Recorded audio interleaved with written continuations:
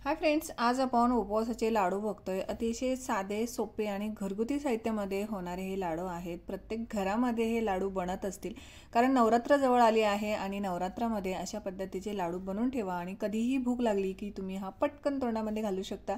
तर नक्की घरी ट्राय करून बघा आणि चॅनलला सबस्क्राईब केलं नसेल तर चॅनलला सबस्क्राईब नक्की करा। तर त्यासाठी आपल्याला इथे लागणार आहे पॅन आणि त्यामध्ये आपण 1 वाटी सुकं खोबरं घेतलंय।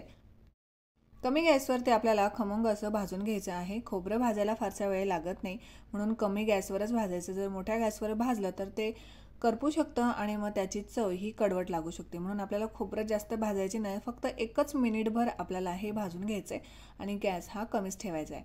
तर तुम्ही बघू शकता 1 मिनिटामध्येच हे थोडंसं लगेच लालसर व्हायला सुरुवात होते आणि त्यातलं जे तेल आहे ते रिलीज व्हायला सुरुवात होते। म्हणून आपण गॅस कमीच ठेवायचा आणि 1 मिनिटभरच आपल्याला सुकं खोबरं हे भाजून घ्यायचं आहे। अशा पद्धतीचे लाडू तुम्ही नवरात्रामध्ये बनवून ठेवू शकता आणि कधीही छोटीशी भूक लागली की हे तुम्ही खाऊ शकता। खूप झटपट आणि कमी साहित्यामध्ये होणारे आहे। तर हे तुम्ही बघू शकता, सुकं खोबरं आपलं मस्त असं भाजून तयार आहे। तुम्ही जर त्याला हात लावला तर छान तेल आपल्या हाताला लागतं। आता हे खोबरं आपण काढून घेऊया आणि पूर्णपणे आपल्याला हे थंड करून घ्यायचं आहे आणि त्याच पॅनमध्ये आपल्याला शेंगदाणे घालायचे। तर त्याच वाटीने आपण 1 मोठी वाटी शेंगदाणे घेतले आहे आणि ते सुद्धा आपल्याला खमंग खरपूस असे भाजून घ्यायचे। सुरुवातीला गॅस थोडासा मोठा ठेवा आणि नंतर कमी केला तरी चालेल, कारण मोठ्या गॅसवर जेव्हा आपण शेंगदाणे भाजतो तर ते फक्त काळे होतात आणि आतून हे व्यवस्थित भाजले जात नाही आणि मग शेंगदाण्याचा जो लाडू आहे तो व्यवस्थित टिकत नाही। म्हणून कमी गॅसवरच खमंग होईपर्यंत शेंगदाणे भाजून घ्यायचे। शेंगदाणे जेव्हा थोडेसे ओलसर असतात तेव्हा ते लवकर फुटायला सुरुवात होते। म्हणून काय करायचं, जर ऊन असेल तर उन्हामध्ये शेंगदाणे थोडेसे वाळवून घ्यायचे आणि मग त्यानंतर अशा पद्धतीने तुम्ही भाजून घेऊ शकता किंवा ओव्हनमध्ये सुद्धा हे तुम्ही भाजून घेऊ शकता। बऱ्याच जणांना शेंगदाणे खाल्ल्यामुळे पित्त होतं, म्हणून काय करायचं, यामध्ये आपण सुकं खोबऱ्याचा वापर केला आहे जेणेकरून पित्ताचं प्रमाण कमी होतं। आणि त्यानंतर आपण यामध्ये एक साहित्यसुद्धा घालणार आहोत जेणेकरून तुम्हाला शेंगदाणे खाल्लेत तरी पित्त होणार नाही। तर तुम्ही बघू शकता मस्त छान असे हे आपले खरपूस भाजून रेडी आहे। खूप जास्त काळपट पण करायचे नाही, तर ते कडवट लागतात आणि मग त्याची चव पूर्णपणे बिघडते। म्हणून शेंगदाणे असे फुटायला लागले की समजावं ते व्यवस्थित भाजले गेले आहेत किंवा साल काढून बघायचं। तर अशा पद्धतीने साल निघालं तर समजायचं आपले शेंगदाणे हे व्यवस्थित भाजले गेले आहेत आणि तुम्ही बघू शकता हे मस्त फुटत आहेत आणि त्याचे 2 भाग लगेचच आपल्याला दिसत आहेत। या नवरात्रीमध्ये आपण वेगवेगळे उपवासाचे पदार्थ बघणार आहोत, म्हणून चॅनलला अजूनही जर तुम्ही सबस्क्राईब केलं नसेल तर चॅनलला सबस्क्राईब नक्की करा आणि तुमच्या फॅमिलीबरोबर सुद्धा नक्की शेअर करा। तर शेंगदाणे आपले मस्त असे हे भाजून रेडी आहेत, तुम्ही बघू शकता। आता आपण हे काढून घेणार आहोत आणि पूर्णपणे थंड करून घ्यायचे। हे गरम असताना कधीही मिक्सरमध्ये घालायचे नाही, पूर्णपणे थंड करूनच घ्यायचे आणि मगच ते बारीक करायचे जेणेकरून लाडू हे छान टिकतात, त्यांना वास येत नाही।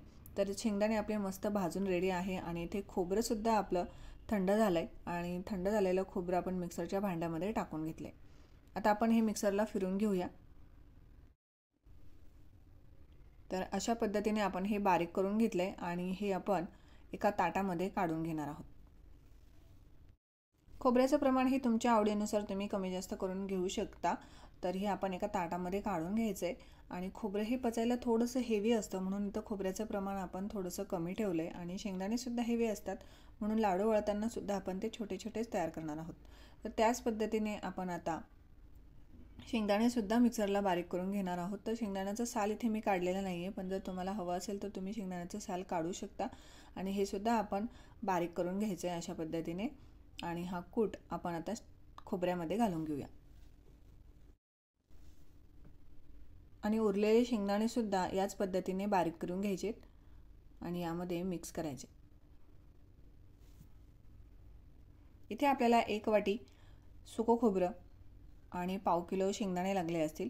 त्यासाठी गूळ किती घ्यायचा ते सुद्धा आपण बघूया। तर इथे मी वाटीचंच प्रमाण घेतलं आहे आणि ज्या वाटीने आपण शेंगदाणे घेतले होते त्याच वाटीने आपण इथे गूळ घेतला आहे। तर पाऊण वाटीपेक्षा थोडासा जास्त आणि 1 वाटीपेक्षा थोडासा कमी असा गूळ घेतला आहे। गूळ तुमच्या आवडीनुसार तुम्ही कमी जास्त करून घेऊ शकता आणि तो छान चिरून घ्यायचा आणि यामध्ये आपल्याला हा मिक्स करायचा आहे। सुरुवातीला थोडासा मिक्स करून घ्यायचा आणि त्यानंतर हा आपण पुन्हा मिक्सरच्या भांड्यामध्ये टाकून घेणार आहोत, कारण हाताने जेव्हा तुम्ही हे मिक्स करायला जाल तर फार वेळ लागतो आणि त्याचं जे तेल आहे ते सुद्धा व्यवस्थित रिलीज होत नाही। म्हणून हे व्यवस्थित मिक्स करून घ्यायचं आणि मिक्स झाल्यानंतर पुन्हा हे आपण मिक्सरमध्ये फिरून घेणार आहोत, जेणेकरून आपल्याला इथे तुपाची गरज लागणार नाही। जर तुम्ही हे असंच मिक्स केलं तर यामध्ये तुम्हाला तूप टाकावं लागेल आणि मग तुमचे लाडू हे व्यवस्थित होणार नाही। तर मिक्सरला फिरवल्यानंतर तुम्ही बघू शकता छान गोळा आपला तयार होतो आहे आणि अशाच पद्धतीने आपण सर्व मिश्रण हे मिक्सरमधून बारीक करून घेतले। त्यानंतर त्यामध्ये आपल्याला काजूचे तुकडे घालायचे। यामध्ये तुम्ही वेगवेगळे ड्रायफ्रूट्ससुद्धा यूज करू शकता। त्यानंतर वेलची पूड घालायची। तर वेलची पूड का घालायची, कारण आपल्याला 9 दिवस उपवास असतात आणि नवरात्रीमध्ये 9 दिवस उपवास केल्यानंतर ॲसिडिटी होते आणि ॲसिडिटी कमी करण्यासाठी किंवा ॲसिडिटी होऊ नये म्हणून आपण इथे वेलची पूड वापरली।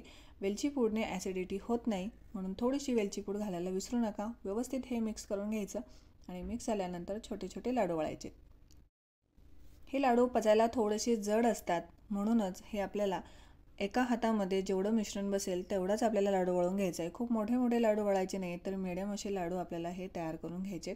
आणि तुम्ही बघू शकता अजिबात तुपाचा वापर इथे झालेला नाही आहे, तरीही हे लाडू मस्त तयार होत आहेत।